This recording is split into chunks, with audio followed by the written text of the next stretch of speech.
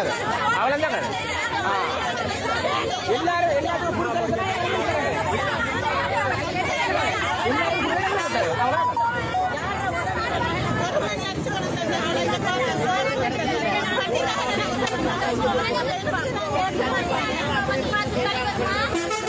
இந்த காணொளி பாக்குறாக்கள் கட்டாயம் ஸ்கிப் பண்ணிடாதீங்க. முக்கியமான ஒரு பிரச்சனை சம்பந்தமா இந்த காணொலியில பேச போறோம். யாரும் ஊரே யாவரும் கேளீர் இது நன்றும் பிறந்தரவாரா. அனைவருக்கும் இனிமையான ஒரு வணக்கம். அனைவருக்கும் வணக்கம். பெரும்பாலும் வடக்கு கிழக்கில் இருக்கிற மக்களை பொறுத்தவரைக்கும் இப்ப பார்த்தோம்னா நிறைய பேர் இந்த ஆர்ப்பாட்டம், இதுக்கு முன்னுக்கு நீங்க பார்த்த காணொளி மாதிரி ஜனாதிபதி அதிகாரிகளை விமர்சிக்கிறது, எங்களுக்கு அந்த 50 லட்சம் ரூபாய் காசுங்களை கிடைக்குமா, எங்களுக்கு வீடு கட்டி தருவாங்களா, 25,000 ரூபாய் தரல, 25,000 ரூபாய் வேணும், ஏன் அங்க கொடுத்த, ஏன் இங்க கொடுத்த, இது சம்பந்தமான ஒரு காணொளி தான் இது. இது தகரம் பிறந்தது 50 லட்சம் தருவாங்களா, தகரம் பிறந்த 50 லட்சம் மட்டும் ஜனாதிபதி சொன்னவராம், மோட்டுல வெள்ள டைம் குரங்கு வாங்கியது அதுக்கு எங்களுக்கு 25,000 வேணும் என்று சொல்லி நிறைய விடயங்களும் நம்ம அவதானிக்கிறோம். அன்பார்ந்த வடக்கு கிழக்கில் இருக்கிற மக்களுக்கு தான் இந்த காணொளி. நான் மலையகத்துக்கு இப்ப போயிட்டு வந்தனா நிவாரண பணிக்காக. இதுக்கு முன்னுக்கு இருந்த மனப்பதிவை விட இப்ப இருக்கிற மனப்பதிவு வித்தியாசம். அங்க நிறைய மக்கள் கஷ்டப்பட்டு கொண்டிருக்காங்க. வீடுகளை இழந்து அந்த வீடெல்லாம் அப்படியே மண் மூடுபட்டு வீட்டுக்குள்ள மண் போய், பெரும்பாலும் நம்ம நினைப்போம் அந்த 25,000 ரூபாய் பணம் என்னதுக்கு அங்க போனதுக்கு பிறகுதான் சார் எனக்கு தெரியும். வேணுமென நான் இணைக்கிறேன் மேல வீட்டுக்குள்ள சார் மண் போயிருக்கி. அந்த மண்ணை ஒரு இப்ப இயற்கை நடத்த ஒரு 10 நாளை தாண்டித்து இப்பயும் கூட சார் அதை அந்த வில்வர் வச்சு அந்த அப்படியே அள்ளி கொண்டிருக்கிறாங்க சார் இது வரைக்கும். அதோட பிள்ளைகள உடலை அம்மா அப்பா தோண்டி எடுக்கின்ற அந்த அவலங்களை கூட நாங்க மலையக மண்ணுல நாங்க பார்க்கலாம். இப்ப நாங்க இந்த ஊடகங்களால பார்த்து கொண்டிருக்கிறோம். இப்ப ஒரு தாய் 16-17 நாளா நடந்து போய் அவங்களோட பிள்ளையோட உடல் கிடைக்குமான்னு சொல்லி, அல்லது பிள்ளை கீழே உயிரோட இருக்கலாம்ன்றதுக்காக போய் ஒவ்வொரு செங்கல்லாம் மண்ணா கீழே விழுந்துடாம நோகாம எடுத்து கொண்டிருக்காங்க.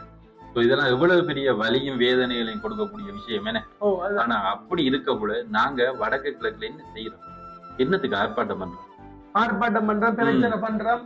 அதோட ஒரு புரிதல் இல்லாத ஒரு நிலம் ஒன்று காணப்படுது. இப்ப பெஞ்ச மலைக்கு சிலர் வீட்டுக்குள்ள தண்ணி பெய்தான்னு சொல்லி பலர் என்ன செய்யறோம்னா அந்த 25,000 ரூபாய் பணத்தை திருப்பி தாங்க.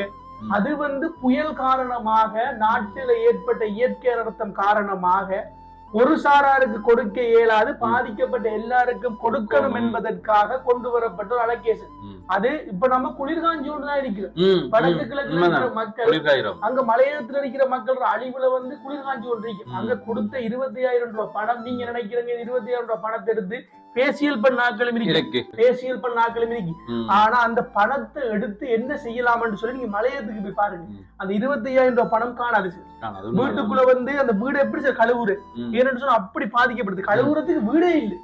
அப்படியான சூழ்நிலையில முதல் கட்டமாக பகுதி அளவுல பாதிக்கப்பட்ட வீடுகளுக்கு கழுவி எடுத்து பிறகு அப்படி வீடே இல்லாத மக்களுக்கு வேறு இடங்கள்ல போய் அவங்க குடியேற என்பதற்காக இது. ஏன்னா மலையத்துல இருக்கிற மக்கள் நம்ம நாட்டுக்காக தேயிலை தோட்டங்கள்ல, ரப்பர் தோட்டங்கள்ல, தொழிற்சாலைகள்ல நம்ம நாடு முன்னேறணும் என்பதற்காக தொழில் செய்யக்கூடிய உழைக்கும் வர்க்கம்.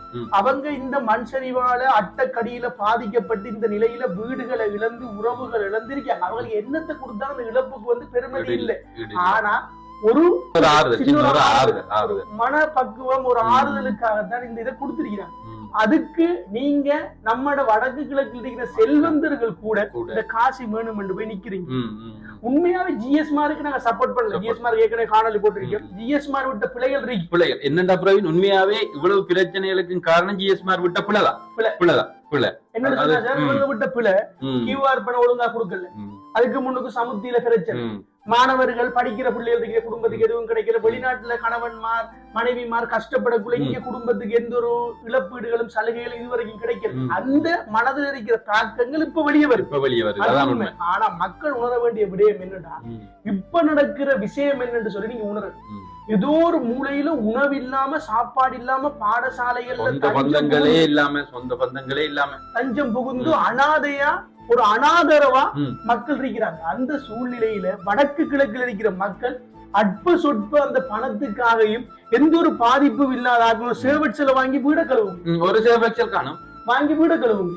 சரியா? ஏன்னா உங்களுக்கு அப்படி பாதிக்கப்படல. ஆனா ஒரு சில இடம் மட்டக்களப்புல பாதிக்கப்பட்டிருக்கு. அது இப்ப மட்டும் இல்ல, மழை வந்தா 12ஆம் மாசம் எல்லா வீடுகளும் பாதிக்கப்படும் ஒரு பகுதியில். உண்மையாவே பிரவீன், எல்லா வளமையை விட இந்த முறை வெள்ளம் வந்தது என்ன பொறுத்த அளவுல குறைவு. மட்டக்களப்பு மட்டும் இல்ல, வடக்கு கிழக்குல குறைவு, கொஞ்சம் குறைவு.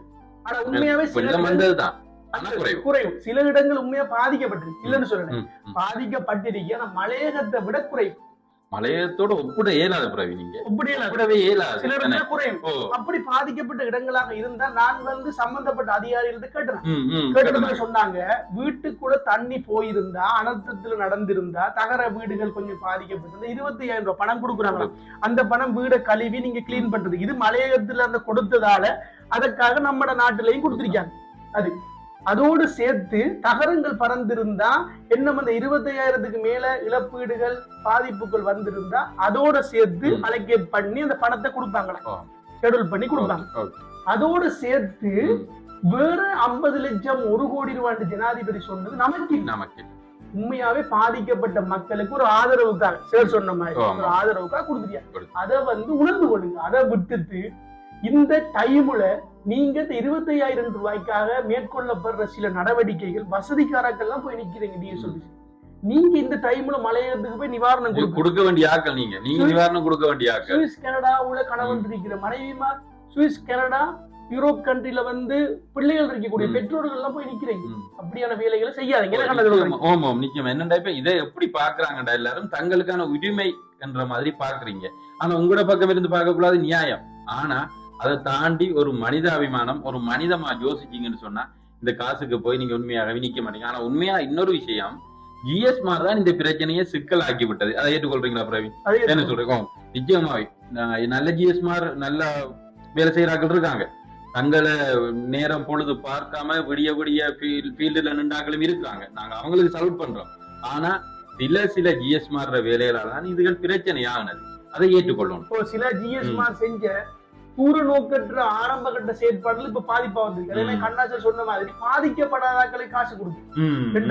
உண்மையாவே பாதிக்கப்படாதவனுக்கு காசை கொடுக்க கூட உண்மையாவே மழையால பாதிக்கப்பட்ட தொழில் இல்லாம இருக்கிற விதவை பெண்கள், அதோட அநாகதியாக இருக்கக்கூடிய குடும்பத்துல சிக்கல் கணவன் விட்டுட்டு போன குடும்பங்கள், அதோட இந்த வலது குறைந்த கணவன் மாறடுத்தது மனைவி மாற அப்படி இருக்கக்கூடிய குடும்பங்கள் எல்லாம் கொந்தளிச்சு. அதான் அது உண்மை. இப்ப நாங்க என்ன சொல்றோம்னா 12ஆம் மாசம் வந்தாலே மழை வெள்ளம் வரும். நம்ம எல்லாரும் பெக்கப்புக்கு கொஞ்சம் பணம் வச்சுக்கொள்ளணும், ஒரு மாசத்துக்குரிய செலவுக்கு. நீங்க குடும்பத்தில் இருக்கிற ஒரு சிலர் அந்த அக்கறை இல்லை, அதை விட்டுட்டு நீங்க 12ஆம் மாசம் மழை வரும் தான். மழை வந்ததுக்கு பிறகு எல்லாருக்கும் நிவாரணம் தரணும் என்று சொன்னா அரசாங்கத்தால முடியாது, யாருக்கு முடியாது. இந்த இயற்கை அனர்த்தத்தால, இந்த மண் சரிவால நம்ம எல்லாம் குளிர்காங்க. வடக்கு கிழக்குல இருக்கிற மக்கள் நிறைய பேர் செய்யறாங்க நிவாரண பணிகள் எல்லாம், மக்களை கொண்டு போய் சேர்க்கிறாங்க, நிறைய பொருட்களை சேர்த்து கொண்டு மக்களுக்கு உதவி செய்யறாங்க. அவங்களுக்கு எல்லாம் சல்யூட் பண்றோம். அப்படியான உள்ளங்களுக்கு நன்றி. நிறைய பேர் செய்யறாங்க. சார் நம்ம ஊர்கள்ல ஒரு பிஸ்கெட் பாக்கெட்டாவது வாங்கி கொடுப்போமா என்று சொல்லி இருக்கிறாங்க. ஆனா ஒரு சிலர் மக்கள் புரிந்துணர்வு இல்லாம, ஒரு புரிதல் இல்லாம செய்யாதீங்க. அதோட அதிகாரிகளும் எல்லாருமே பிள்ளையான ஆட்கள் இல்ல, ஒரு சிலர் நல்ல அதிகாரிகள் இருக்கிறாங்க.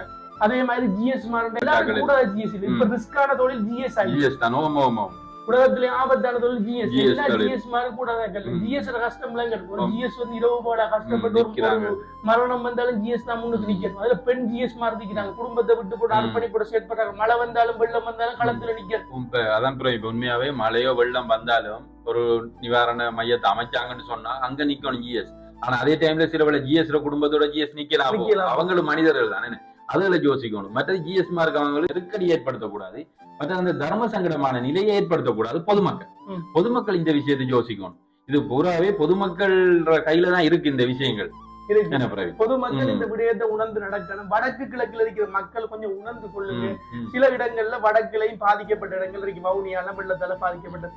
நம்மட பகுதியிலே நிறைய பகுதிகள் பாதிக்கப்பட்ட இடங்கள்லாம் இருக்கு. நான் பேர் குறிப்பில்லாடி கோவிச்சாங்க, நிறைய பகுதிகள் பாதிக்கப்பட்ட பகுதிகள் இருக்கு.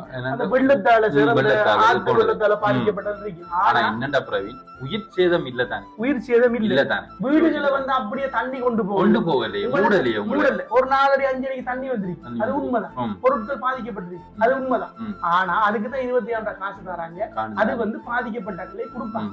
பாதிக்கப்படாதாக்கள் போய் நிக்காதீங்க. பாதிக்கப்படாதாக்கள் கேட்கலாட்டி பாதிக்கப்பட்டாக்களுக்கு அந்த நிவாரணம் போய் சேரும். பாதிக்கப்பட்ட ஆட்கள் பாதிக்கப்படாத ஆட்களும் போய் கேட்கறதாலதான் பாதிக்கப்பட்ட மக்களும் பாதிக்கப்படுறாங்க. மற்றது என்னன்னா, இந்த பொதுமக்கள் போய் இந்த ஜிஎஸ் வேலையோ டியோட வேலையோ செய்ய போகாதீங்க. நீங்க அவங்களுக்கு கொடுக்க கூடாது சார், அங்க வெள்ளம் வரல, இவங்களுக்கு கொடுக்க கூடாது, இங்க வெள்ளம் வரல, இவங்களுக்கு கொடுங்க, அவங்களுக்கு கொடுங்க. அவங்களுக்கு தெரியும் எல்லாம் செய்யறது. தயவு செய்து அவங்களோட வேலையில அவங்களை செய்ய விடுங்க. அடுத்து ஜிஎஸ் மாதிரி உணர்ந்து கொள்ளுங்க. நீங்க தான் ஜிஎஸ். உங்களுக்கு கீழே அசிஸ்டன்ட் வைக்கிற அளவுக்கு உங்களோட அதிகாரம் இல்லை. நீங்க தான் ஒவ்வொரு வீடு வீடா போய் கஷ்டப்பட்டாக்களை பாக்கணும். சில இடத்துல நிழல் ஜிஎஸ் இருக்காது. அவன் சொன்னாதான் கொடுக்குறேன். நல்லா நாங்க எல்லாம் பாத்திருக்கோம், எங்க ஊர்லயும் பாத்திருக்கிறோம். ஜிஎஸ் என்று சொன்னா ஜிஎஸ்க்கு ஒரு அசிஸ்டன்ட் இருப்பாவும், சமுத்தி என்று சொன்னா சமுத்தி அக்காக்கு ஒரு அசிஸ்டன்ட் இருப்பாவும், டிஓன்னு சொன்னா அவருக்கு ஒரு அசிஸ்டன்ட். இவங்க எல்லாம் சொன்னாதான் வேலை நடக்கும். இவங்க எல்லாம் பாரபட்சம் பார்த்து நடக்கிறதால மக்களுக்கு கொந்தளிக்கிறாங்க. இனியாவது இன்றைய நாள்ல இருந்தாவது திருந்து உங்களோட வேலையை நீங்க பாருங்க. ஒரு சிலர் செய்றீங்க, எல்லாரும் இல்ல. சில நல்ல ஜிஎஸ் மாதிரி, சில மத்த உண்மையாவே சில ஆட்களுக்கு ஜிஎஸ் மாதிரி சமத்தியாவுக்கு உதவியா இருக்கிறார்கள், சரியான ஹெல்ப்ஃபுல்லா இருக்கிறாங்க. இதுல இருந்து சகல விஷயங்களையும் செய்யறாங்க. அவங்களுக்கு இல்ல. இந்த இருந்துட்டு ஓவரா அட்வான்ஸா போறீங்களே. இன்னொரு விஷயம் தெரியுமா, ஜிஎஸ் போன மாட்டாங்க. ஜிஎஸ் தனியே கழிக்கலாம். ஒரு ஆள் அவைக்கு பக்கத்து இருந்துருவாவோ அவையோட இருந்தா காய்க்கணும். அவதான் பெரிய ஆளுன்ற மாதிரி. ஜிஎஸோட மக்கள் வந்து நிறைய கஷ்டத்தை, மனவேதனைய, கவலைகளை சொல்றதுக்கு வருவாங்க. அவங்க ஒட்டித்து மக்களுக்கும் அவங்களுக்கும் இந்த கடவுள் வரம் கொடுத்தாலும் பூசாரி கொடுக்காத மாதிரி இருக்காம மக்களுக்குரிய கடமையில ஒழுங்கா செய்யுங்க. இனிமேல் மக்கள் வந்து நம்ம நாடு ஏதோ வளர்ச்சி அடைஞ்சிட்டு வருது. இந்த இயற்கை அனர்த்தத்துல தீயலையும் நன்மை என்ற மாதிரி வெளிநாட்டு முதலீடுகள், பண வாய்ப்புகள் இதுகளெல்லாம் வருது. கொஞ்சம் மனசால உணர்ந்து நடந்து கொள்ளுங்க. மலையத்து மக்களுக்காக வேதனைப்படுங்க, களத்துல ரெண்டு போராடுங்க. ஒரு 5-6 நாளாவது லீவு கொடுத்து அரசாங்க உத்தியாரக்குள்ள தனியார் வேலை செய்யக்கூடிய வேலையெல்லாம் விட்டு போட்டு போய் அந்த மக்களோட களத்துல நின்று இந்த மக்களுக்கு ஏதாவது உங்களால முடிஞ்ச உதவி, ஒரு ஆளுக்கு ஒரு நேரத்துக்கு சாப்பாடு வாங்கி கொடுத்தாலும் பெரிய விஷயம். அதோட அந்த களத்துல போய் நின்று சின்ன சின்ன வேலைகளை, அந்த மண் சரிவுகள் இருக்க வீடுகளை வந்து கிளீன் பண்றதுக்குரிய வேலைகளை அதுகளை செஞ்சு கொடுங்க. ஆகைய வந்து இங்க நின்று இந்த 25,000 ரூபாய்க்காக வந்து ஆர்ப்பாட்டம் அதுகள் எல்லாம் பண்ணி அடிவுடிப்பட்டு உங்களோட தீய எண்ணங்களை இன்னும் வளர்த்து கொள்ளாதீங்க சார். ஆக வந்து இந்த காணொலி மக்களுக்கு பயன் தரக்கூடியதாக இருக்கும்னு நினைக்கிறேன். யாரையாவது மனசை புண்படுத்திருந்தா மன்னிச்சுக்கொள்ளுங்க. தரவுகள் எல்லாம் வந்து நாங்க அறிஞ்ச விடயங்கள் தான். ஏதாவது பிழைகள் இருந்தாலும் கீழே வந்து குறிப்பிடுங்க. மக்களுக்குரிய நிவாரணம் கிடைக்கணும். ஆனா மலையக மக்கள், பாதிக்கப்பட்ட மக்களோட கவலை கஷ்டத்தை உணர்ந்து நம்மட மக்கள் செயற்படணும் என்று கேட்டு, வீழ்வது நாமாயினும் வாழ்வது தமிழாகட்டும். நன்றி, வணக்கம்.